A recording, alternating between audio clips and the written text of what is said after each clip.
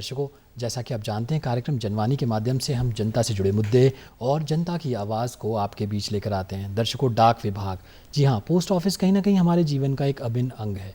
और अगर हम बात करें अपने फिल्मी गानों की, तो कोई भी फिल्मी गाना अधूरा है जब तक उसमें एक डाकिए का जिक्र ना हो। और डाक विभाग द्वारा ऐसी बहुत सारी अभिन्न योजनाएं चलाई जा रही हैं जो कहीं ना कहीं हमारे जीवन के साथ जिसका सरोकार है। तो आज हम जानने वाले हैं कि डाक विभाग द्वारा कौन कौन सी ऐसी योजनाएं चलाई जा रही हैं, और इस विषय पे और जानकारी देने के लिए आज हमारे साथ स्टूडियो में मौजूद है खास मेहमान। मेरे साथ मौजूद हैं हरदेव शर्मा जी, जो कि हैं सहायक पोस्ट मास्टर जनरल हिमाचल डाक विभाग से। सर, आपका इस कार्यक्रम में बहुत बहुत स्वागत। धन्यवाद सर, मेरा भी सभी को नमस्कार, आपको भी नमस्कार और सारे दर्शकों को बहुत बहुत नमस्कार जी। हरदेव जी, आप असिस्टेंट पोस्ट मास्टर जनरल हैं हिमाचल प्रदेश डाक विभाग में। और जब मैं बात करूं डाक विभाग की, या अगर हम बात करें पोस्ट ऑफिस की, बहुत सारी ऐसी फॉन्ड मेमोरीज़ हैं। बचपन में हम देखते थे कि हम चिट्ठियां लिखा करते थे और फिर जाके हम पोस्ट ऑफिस के बाहर जो एक डब्बा लगा होता था उसमें जाके वो डालते थे। बहुत सारे ऐसे गाने हैं, आप भी शायद आपने सुने होंगे, चाहे हम फिल्मों की बात करें, या एक गाना था डाकिया डाक लाया, या कहीं ना कहीं एक गाना था कि संदेश से आते हैं। तो ये सारे हमारे जीवन के एक अभिन्न अंग बन चुके हैं, कहीं ना कहीं कल्चरली बहुत साउंड हो चुके हैं। आज मैं आपसे जानना चाहूँगा, डाक विभाग का एक बहुत गौरवमयी इतिहास है। पोस्ट ऑफिस की जब हम बात करते हैं, बहुत सारी ऐसी चीज़ें हैं जो पोस्ट ऑफिस करती है, और हमारी डेली लाइफ में भी पोस्ट ऑफिस का बहुत बड़ा रोल है। चाहे आपको कहीं डाक भेजनी है, डाक रिसीव करनी है, मनी ऑर्डर की हम बात करें, और अब तो हम देख रहे हैं कि डाक विभाग द्वारा अगर आप कहीं वेस्टर्न यूनियन या इस प्रकार से आप दूसरे विदेशों से भी पैसा मंगाते हैं तो वो भी डाक विभाग के द्वारा ही आता है। मैं आपसे जानना चाहूँगा, एक वो ट्रांजिशन, एक वो दौर जब डाकिया डाक लेकर आता था, और वही डाकिया हमारे परिवार का एक सदस्य के रूप में था, हमें उसके आने का इंतज़ार भी होता था। और आज हम एक डिजिटल युग में जा रहे हैं, जब हम ट्रांजैक्शन डिजिटली करते हैं, तो कितना फ़र्क आया है, ये ट्रांजिशन क्या रहा है और क्या इतिहास रहा है? आपने सही कहा कि जो हमारा इतिहास है भारतीय डाक विभाग का, वो बड़ा स्वर्णमयी इतिहास है। जैसा सभी लोग जानते हैं कि डाक सेवाएं जो है भारत में 1854 में जो है वो शुरू हो गई थी जी। और अभी जो है हम लगभग 160 वर्ष जो है अपने भारतीय डाक विभाग जो है अपने पूरे कर चुका है। तो वो उस वक्त जब ये शुरुआत हुई थी तो मुख्य जो मकसद था वो था सिर्फ पर्सनल कम्युनिकेशन जो था वो इसमें मेन जो चलता था। और धीरे धीरे जो है डाक विभाग में मनी ट्रांसफ़र की बात शुरू हुई, जैसे आपका मनी ऑर्डर स्टार्ट हुआ जी। और मनी ऑर्डर स्टार्ट हुआ और उसके बाद जो है आपको जो है पोस्टल सेविंग सर्विसेज जो है डाक बचत योजनाएं जो है वो भी स्टार्ट की गई। और टेलीग्राम भी आपको याद होगा, जब पोस्टल एंड टेलीकॉम डिपार्टमेंट जब पहले डाक तार विभाग पहले इकट्ठा ही एक विभाग था, तो उस वक्त जो है तार का बहुत महत्व था। तो जैसे आपने अभी बताया था, आपने गाया भी था, डाकिया डाक लाया जी। तो ये डाकिया जो इस तरह का एक सरकारी व्यक्ति था जो सीधा सीधा हर एक घर के आदमी से जुड़ा हुआ था। सभी लोगों को इंतज़ार होता था कि हाँ डाकिया आएगा और किसी का संदेश हमें मिलेगा जी। वो संदेश आपको कभी खुशी भरा होता था जी। और कहीं ना कहीं तो हम बात करें रक्षाबंधन की, हम बात करें अपने फौजी भाइयों की बात करें, जब वो अपनी बहन को राखियाँ भेजती थी तो वो जब डाकिया राखी लेके उनके घर में आता था तो लोग उस डाकिये को ही अपना भाई समझ के कहीं ना कहीं उसकी आदर सत्कार करा करती थी। जी हाँ, बहुत ही अच्छा वो समय था इमोशनली अगर हम कहें, क्योंकि जो साक्षरता थी शायद वो भी कम थी। तो इवन जो है लोग टेलीग्राम का जो मैसेज है शायद उसको भी नहीं पढ़ पाते थे जी। तो जो डाकिया है वो मैसेज भी पढ़ता था। बिल्कुल, डाकिया मैसेज भी पढ़ेगा और उनको खुशी का पैगाम, गम का पैगाम, जो कुछ भी है वो सुनाता भी था और पूरी तरह से वो शरीक होता था उनके खुशी में, उनके गम में। तो अभी जो समय के साथ साथ जो परिवर्तन हुए हैं, तो धीरे धीरे धीरे अभी आप देखेंगे कि 1990 के आसपास जो समय आया, उस वक्त जो है सारा का सारा जो हमारा जो इलेक्ट्रॉनिक मीडियम थे वो ज़्यादा बढ़ने लगे। जैसे कि आपका ईमेल स्टार्ट हो गया, और ईमेल के साथ साथ जो है डाक विभाग ने भी लेकिन अपने आप को परिवर्तित किया जी। तो जब आपका ये टेलीग्राम का जो युग था वो ख़त्म होने लगा, तो हमारे यहाँ एक ई पोस्ट करके उसको सब्स्टिट्यूट टाइप में ही वो एक मैसेज बना, और ई पोस्ट टाइप में जो कि डिजिटली मतलब इलेक्ट्रॉनिकली जो ट्रांसफ़र होता था, और लोगों को फटाक से जो है आपका जो मैसेज है वो दूसरी जगह कहीं भी पहुंच जाता था। तो एक विभाग ने ये शुरू किया था। अभी आप ईमेल का ज़्यादा दौर है और साथ में अभी आप देखते हैं कि जो व्हाट्सएप है और दूसरे टेलीग्राम है, इस तरह के अभी तो ऐप्स आने लग गए हैं टेलीग्राम टाइप में। तो उसमें जो है मैसेजेस तो बहुत फास्ट हो गए, नो डाउट, लेकिन जो टच था, जो फीलिंग्स थी, जब आप एक लेटर लिखते हैं तो उस वक्त जो आपको एक फीलिंग जो आती है अंदर से लिखते लिखते कि हाँ मैं क्या लिखूं, मैं कौन सा भाव में अपना व्यक्त करूं और क्या मेरे पास शब्द होंगे। तो आज शायद ऐसा लगता है कि वो चीज़ मिस हो रही है, जो आपकी फीलिंग्स जो मिस हो रही है। बहुत सारे ऐसे इमोशंस थे जब लोग चिट्ठियां लिखा करते थे अपने डियर वंस, अपने नियर वंस को, जब चिट्ठी लिखा करते थे या पैसे भेजा करते थे, और जो वो शब्द थे वो आज की डेट में उस प्रकार से हम रिक्रिएट नहीं कर सकते, चाहे हम जितना मर्जी सोशल मीडिया पे एक दूसरे को हम लाइक्स भेज दें या कहीं ना कहीं इमोजीज बना के भेज दें, पर वो उस चीज़ को हम कॉम्पनसेट नहीं कर सकते। जो वो शब्द लिखे जाते थे, चाहे वो हिंदी में लिखे जाते थे, इंग्लिश में या कोई भी रीजनल लैंग्वेज में, जब हम अपने प्यार को, अपने अभिव्यक्ति की आज़ादी को हम उसमें परिवर्तित करते थे। जी, जो आपका जो भाव है, जो भाव की जो अभिव्यक्ति थी, तो मुझे लगता है कि जो आप लिख के और सोचते थे कितना और फिर आप लिखते थे और फिर वो आपको एक डॉक्यूमेंट के तौर पर आपकी एक विरासत वो बन जाती थी। आपके जो लेटर्स की अगर बात करें तो वो विरासत बन जाती। आप बार बार उसको देखते थे कि किसी ने मेरे प्रति क्या भाव व्यक्त किया था, वो उसके मन में मेरे प्रति कितना प्रेम था, कितना आदर था।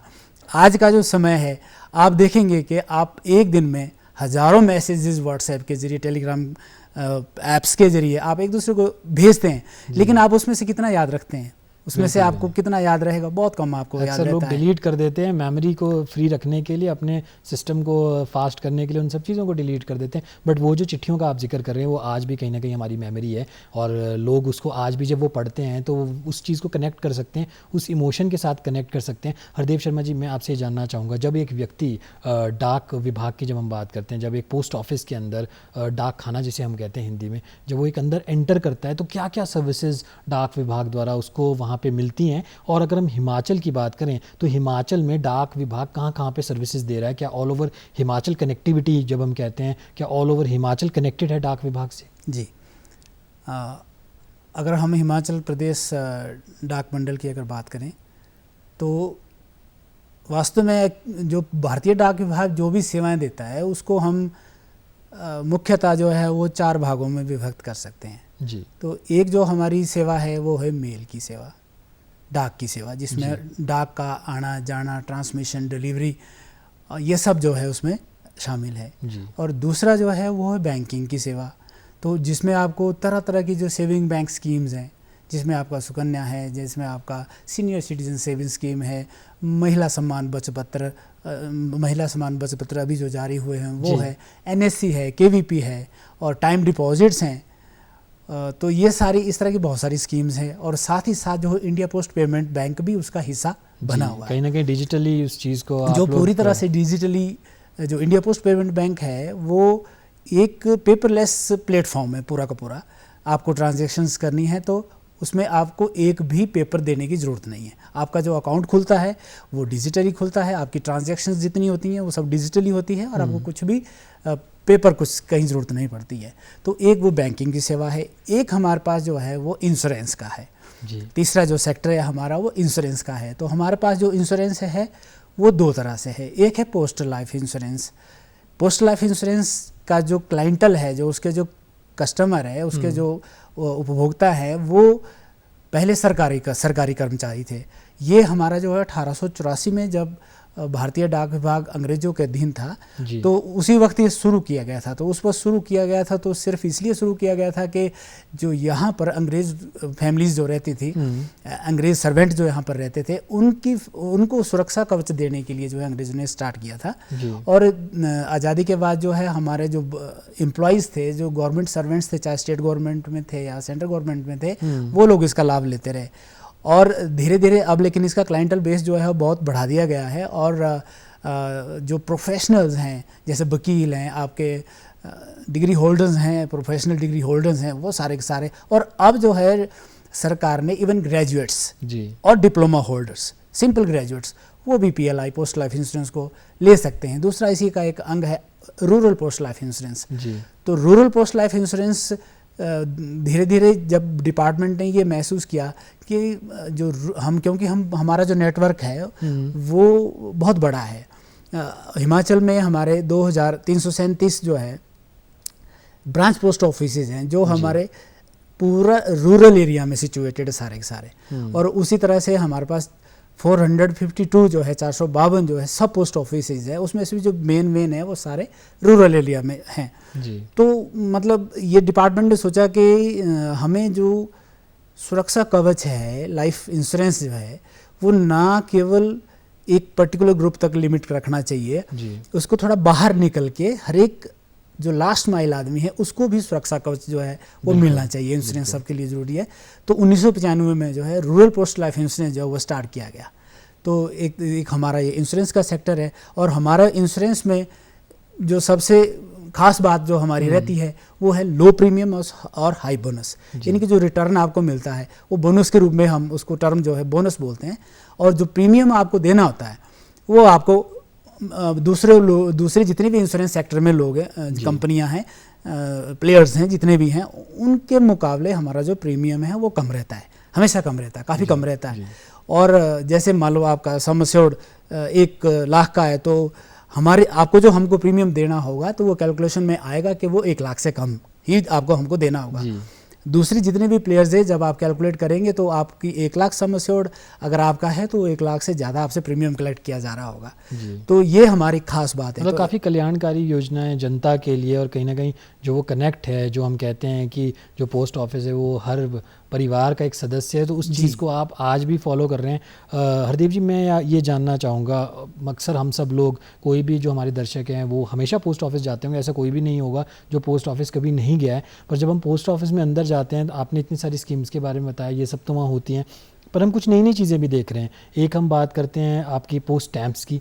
बहुत सारे लोग जो कलेक्शन रखना चाहते हैं स्टैम्प्स की वो काफ़ी शौकीन है, और काफ़ी सारी ऐसी स्टैम्प्स हम देखते हैं जहाँ पे आप कहीं ना कहीं इंडिया की हिस्ट्री, पोस्ट ऑफिस से जुड़ी हिस्ट्री और हमारे कल्चर को भी सेलिब्रेट करते हैं।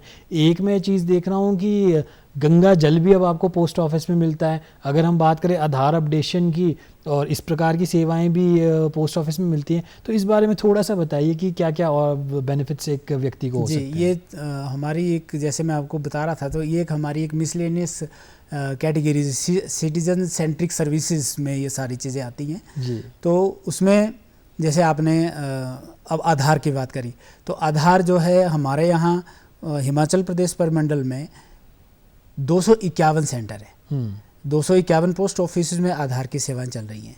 और उसी तरह से जैसे आपने फ्लैटली की बात करी, फ्लैटली जो आप कलेक्शन ऑफ स्टैम्प्स की जब आप बात कर रहे थे, तो वो एक्चुअली उसको हम फ्लैटली बोलते हैं जी। तो वो जो फ्लैटली का मतलब ही है कि आपको शौक है टिकटों के संग्रह का, आपको कलेक्ट करनी है टिकटें, उनको प्रिजर्व करना है, उनको रखना है, आपको किस तरीके से रखना है, और उसके बाद जो है उसको प्रसारित भी करना है, लोगों को बताना भी है मेरे पास क्या कलेक्शन है। तो जो फ्लैटली एक बहुत बड़ा शौक है, इसको हॉबी अगर हम बोलें तो इसको कहा जाता है कि it is the king of the hobbies.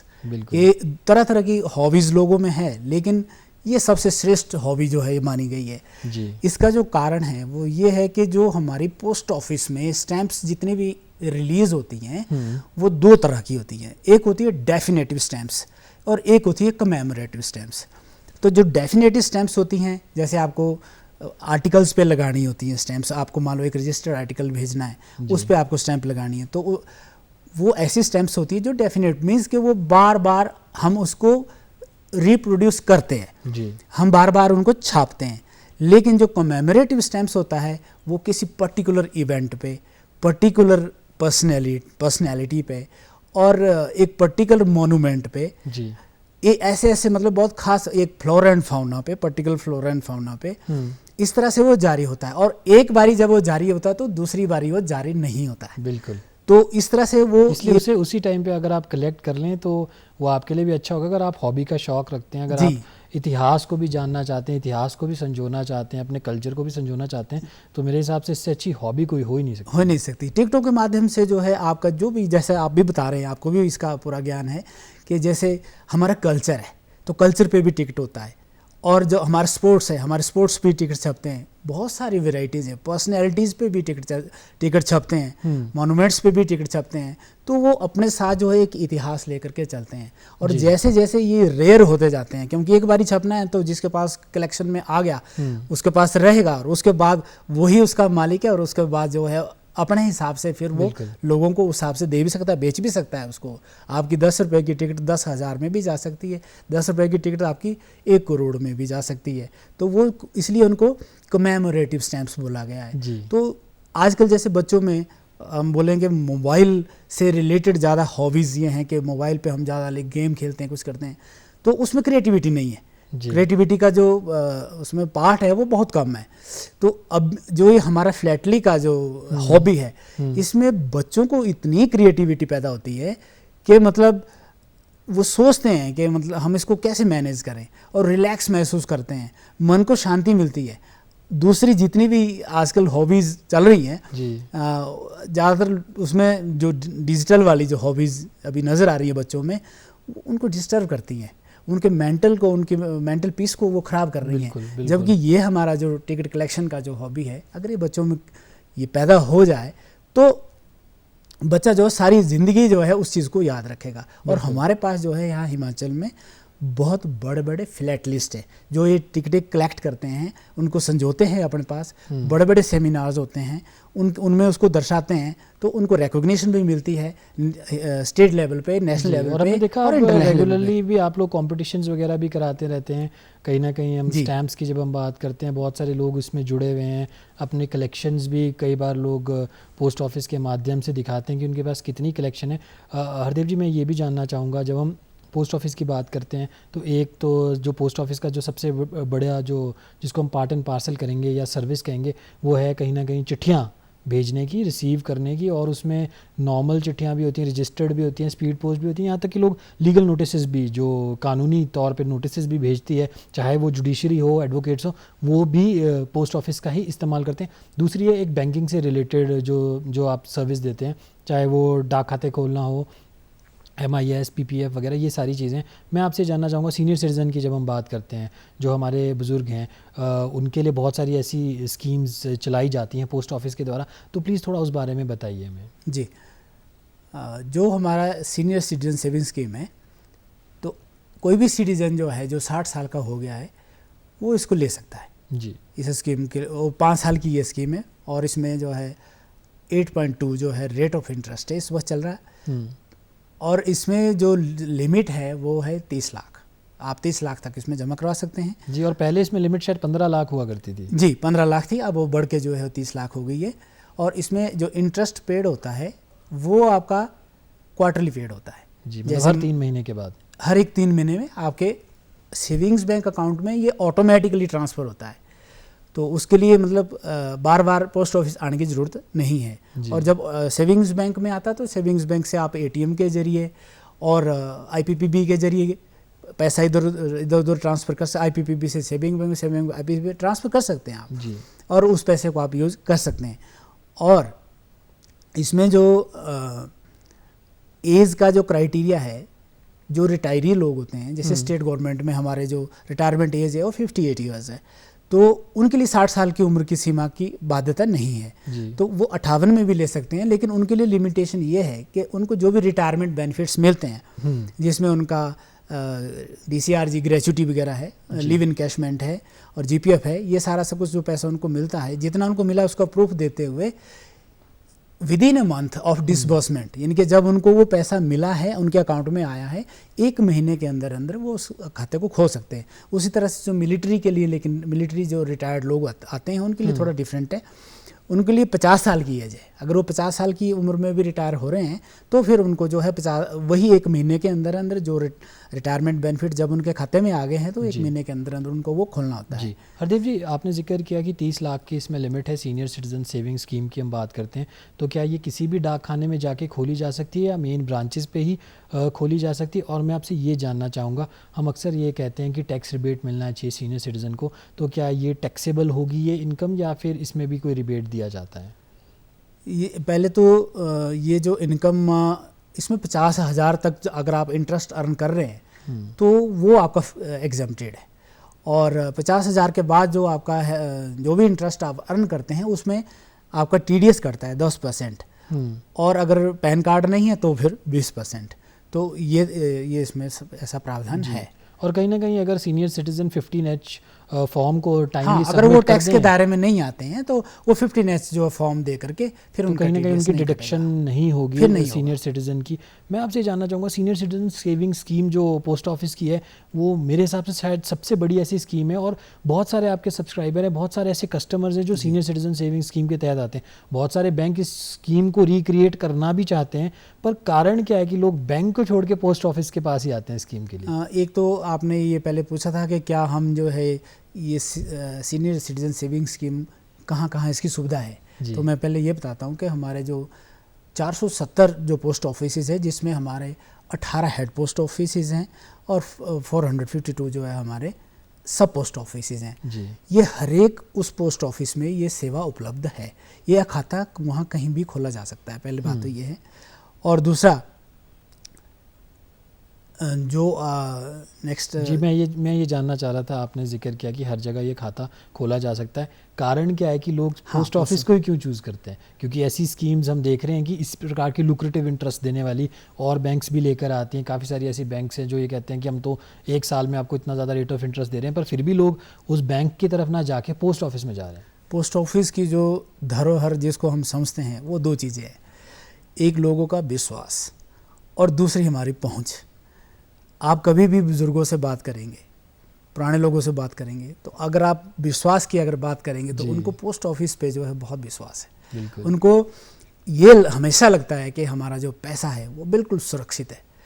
उनको सुरक्षा जो है, मेरा ऐसा मानना है कि जो डाकघर के ऊपर जो उनका जो विश्वास है, उस विश्वास के साथ वही बात आ जाती है कि परिवार का सदस्य लोग मानते हैं डाक विभाग को, चाहे वो डाकिया हो या फिर कहीं ना कहीं पोस्ट मास्टर भी हो, जो उनकी सीनियर सिटीजन सेविंग स्कीम खोलता है, या MIS या PPF, ऐसी बहुत सारी विभिन्न स्कीम पोस्ट ऑफिस द्वारा चलाई जाती है। मैं जानना चाहूँगा महिलाओं के लिए क्या स्पेशल स्कीम्स आपके द्वारा चलाई जा रही हैं?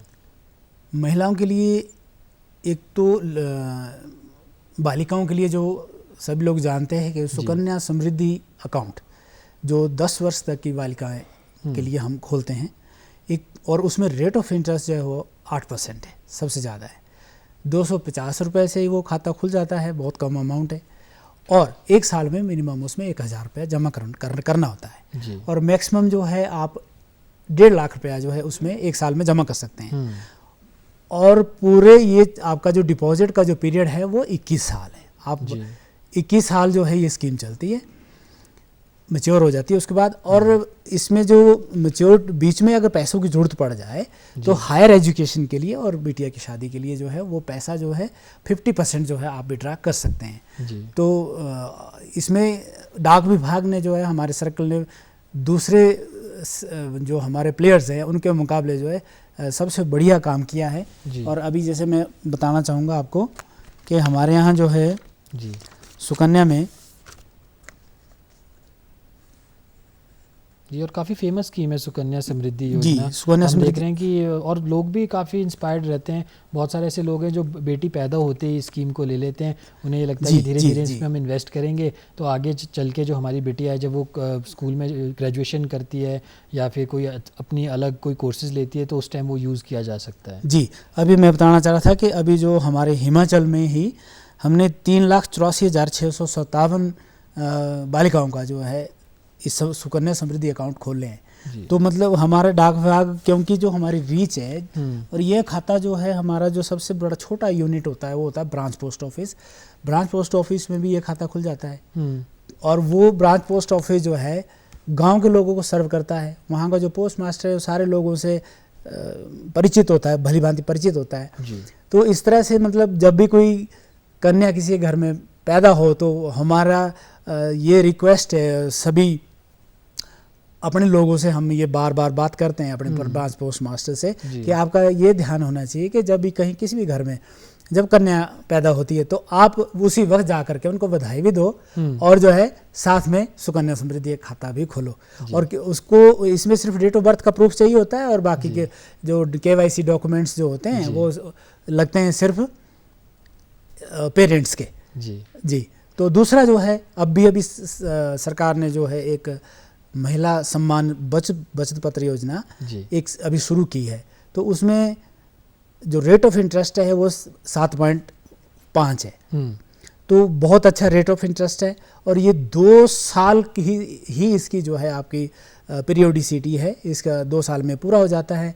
तो आप जो है कितने भी अकाउंट खोल सकते हैं और 1,000 रुपये से मिनिमम अमाउंट ऑफ आपका 1,000 रुपया है, मैक्सिमम इसमें जो है 2 लाख है और 2 साल की ये स्कीम है। तो और कहीं ना कहीं डाक खानों में जब आप कोई भी स्कीम्स लेते हैं, कोई भी खाता खोलते हैं, कोई भी चाहे सुकन्या समृद्धि योजना हो, जननी सुरक्षा योजना हो, आप पीपीएफ की बात करें, तो आप मिनिमम ज़रूरी नहीं है कि आप बड़ी इन्वेस्टमेंट करें, आप छोटी इन्वेस्टमेंट से भी स्टार्ट कर सकते हैं। बहुत सारे ऐसे हमारे दर्शक होंगे जो शायद आरडी के खाते चला रहे होंगे, जहाँ पे वो मंथली कुछ ना कुछ उसमें अपनी डिडक्शंस उसमें यूज़ करते होंगे, ये सोच के कि कहीं ना कहीं सेविंग हो रही है हमारी। जी, जो हमारा आपने जैसे आरडी की बात करी, आरडी हमारा बहुत ही पॉपुलर स्कीम है। तो आरडी में अभी 6.7 कुछ ये हमारा रेट ऑफ इंटरेस्ट है। तो उसमें आरडी में क्या है कि जैसे आपका मान लो MIS का अकाउंट खोला है या सीनियर सिटीजन सेविंग स्कीम का अकाउंट आपने खोला है, तो वहाँ से ऑटोमेटिकली आपका जो पैसा है वो सेविंग्स अकाउंट में ट्रांसफ़र होता है। वहाँ से वो पैसा जो है वो ऑटोमेटिकली आपका जो आरडी अकाउंट में ट्रांसफ़र हो जाता है। अक्सर लोग यही करते हैं जी। तो वो एक बहुत बड़ी सुविधा है और 5 साल तक, एक बार एक अकाउंट खोलने के बाद 5 साल तक आप निश्चिंत होकर के वो ऑटोमेटिकली ट्रांसफ़र आपको मिलता रहेगा। जी हरदेव जी, सीनियर सिटीजन स्कीम के बारे में मैं आपसे ये जानना चाहूँगा। बहुत सारे ऐसे दर्शक हैं, कहा यह जाता है कि 5 साल तक के लिए आप ये स्कीम ले सकते हैं, तो 5 साल के बाद क्या आप उसको रिन्यू करना पड़ेगा या आपको नया अकाउंट खोलना पड़ेगा? जो 5 साल के बाद जो है इसको एक्सटेंड भी किया जा सकता है, 3 साल एक्सटेंशन मिल सकती है। और इसमें जो एक्सटेंशन है वो ईयर आपको जब आपके टर्म पूरी हो रही है अकाउंट की, तो लास्ट ईयर में जो है आपको एप्लीकेशन दे देनी चाहिए कि मेरा जो मैं इसको अकाउंट को एक्सटेंड करना चाहता हूँ, तो फिर वो एक्सटेंड ऑटोमेटिकली एक्सटेंड हो जाता है। हरदेव जी, आप असिस्टेंट पोस्ट मास्टर जनरल हैं हिमाचल प्रदेश डाक विभाग में।